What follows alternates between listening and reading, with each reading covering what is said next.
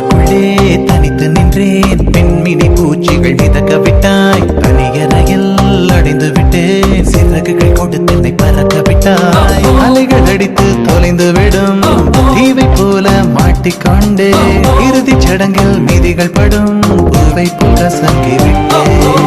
தெய்வம் பூமிக்கு வருவதில்லை. தாயை பதிலுக்கு அனுப்பி வைத்தான். தாயும் இங்கு எனக்கு இல்லை.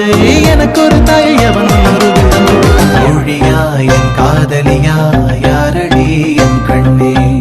தோழியா என் காதலியா யாரடி என் கண்ணே.